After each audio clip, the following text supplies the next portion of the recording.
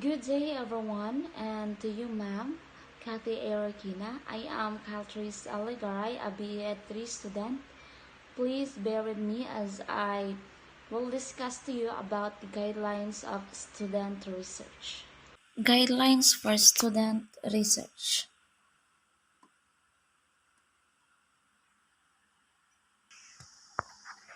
Let's start on how to write a research. It includes the introduction, body, and conclusion. So, as required by the most widespread essay paper format, and a good assignment should include an introduction, body, and conclusion, as we all know. So, in introduction, a research paper introduction is one of the most difficult to write, and it is supposed to take only 10% of the general word count. But that's also where you need to shortly outline the topic and provide the necessary background information as well as identify a strong thesis statement or key argument. The key thing here is to make the reader interested in the rest of your work and clearly state your main idea. So next is the body. So in this part, you are to present facts and premises in support of your thesis statement. So within one paragraph, it's better to stick to one major fact as for the character count, it should include at least 3 sentences, but no more than 200 words. So don't forget to add the transition sentence at the end. Overall, you can include as many paragraphs as necessary, but don't wander from the main subject. And lastly, the conclusion. That's where you need to summarize the essay. So don't introduce any new facts or citations. The key thing here is to show how the facts you've introduced earlier support your thesis. So let's move forward to the main sections of our research. So it includes the title page, abstract, introduction, literature review, materials and methods, results, discussions or conclusions, and references. So in title page, it includes the title of your essay or research as well as your name and institutional affiliation. And next is the abstract, where this is a broad overview of a paper. So it takes from 100 to 300 words. So short assignments don't require abstracts. Next is the introduction, which I discussed earlier. So in introduction, it states the thesis statement and explain why the issue is important. Next is the literature review. It describes the previous research related to your topic. And next is the materials and methods. This is where it explains the research methodology. In particular, your to write, you are to write how you collected the data and analysis or methods you use. Next is the results. So it is where you present the result of your research. And lastly, um, sorry, no, the second to the last is the discussions or conclusions. So it is the analyze where you analyze the results and discuss how they correlate to the previous research. And last part is the references. So it is where you provide an alphabetized bibliography list of all the sources you were using. So among other things you should include in a research paper are the graphs and tables depicting experimental results and statistics in order to ensure better readability. So you might want to include them in the appendices section. Moving forward is how to choose the title and find reliable sources and proofread your research. So, and by that, to create a strong thesis statement, so we need to provide arguments to support it, and as well as carry out all instructions as required by the format of a research paper. So it is only half the work. So there are several details you should not forget to pay attention. So first is the title should um, give reader an understanding of what your essay is all about and create a desire to read it. Or what is your research all about? So it's the first one um, to consider in choosing a title and reliable sources of your research.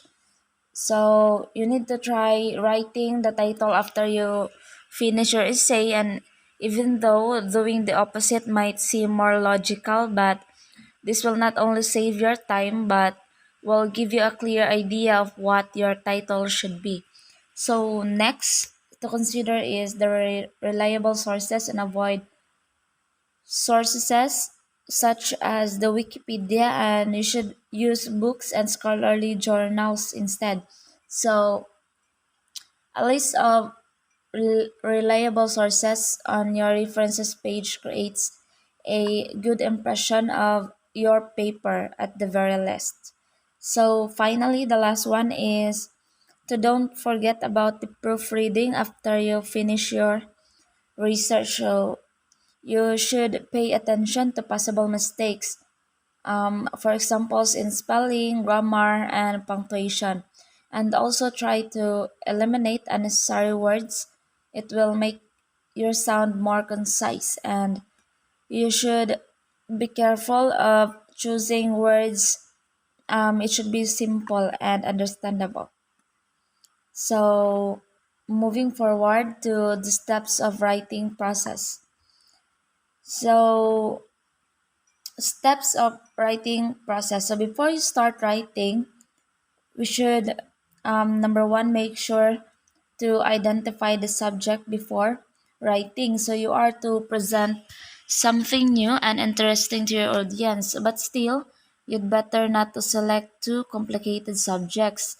So after this, you will need to brainstorm the existing literature as well as pick up sources you are going to refer refer to when writing. So imagine your thesis is an endpoint, while the paragraphs in your paper are the steps you are to make to reach it. So when writing a research paper, it might make a lot of sense to start by describing the goals of the research, the objectives, the hypothesis, materials, and methods, and then the conclusion. And also, the literature review can be written at the end, but keep in mind that you should research the topic extensively before commencing writing. So, next and the last part is to write a rough draft. So, it shouldn't take much of your time, as you will need to edit the paper and write the final draft after you finish. Still, don't forget to cite the sources you're using. So, therefore, revise your draft and check whether all the paragraphs have a topic sentence and whether each of your ideas is supported by evidence. So, finally, write the final draft. You can get help with writing research papers at many sources of the internet like Scholarly, um, Google Scholar, and etc. So it should support your thesis statement as well as be clearly organized and properly formatted. So, um, in addition to the writing tips, so writing a research paper for um, example, the undergrad um, paper. So by far less difficult than writing an academic paper. So, nevertheless, higher um, rigors apply compared to average tasks. So, we also have several tips we might find useful. So, first is to try to make the introduction as strong and clear as possible. So, it's a common mistake when students start their papers with two generic sentences that do not reflect any position or make readers interested in the topic. So, it's like what I've said lately, we should um, provide informations in our introduction that would make the readers interested in reading our paper. So next is each type of format for a research paper sets its own requirements as for in-text citations and the references page. So we should consult online guidelines to fulfill all of them. So we can use the bit.ly shortener. So we can paste there um, the URL or our link to make it shorter and to look it formal. So next is since we'll probably be using online sources, so we should try to avoid such domain name extensions as .com or .net. Instead, we use sources from gov or the government or the educational institutions and the .org or the non-profit organizations websites. And next, we should mind the word count. The sentences should be no longer than 30 words. So don't overindulge with linking words and phrases. So when used correctly, they make the text cohesive and easier to read. As like what I've said lately. So if we use unnecessary, so they make our work easy to wordy. So to sum up all of this, the ultimate goal, the ultimate guide to writing research, essays, and etc. is to structure our work effectively to impress our readers. So the most important thing is to give ourselves a sufficient amount of time to do this task or to do our work, and we should define the topic of our paper, read the relevant literature thoroughly, and we should create an outline and an argumentative thesis statement, and also to edit the relevant research papers and then get started writing it. So we should pay particular attention to the format of the research paper and also examine the web instructions so that we don't need to overlook any significant particulars in the process of writing the paper. So the final stage, but certainly not the least important one, is proofreading.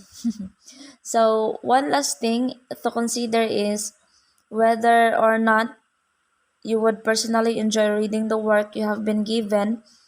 If the response is yes, finally it's approved. So then it sounds like successful and everything has paid off.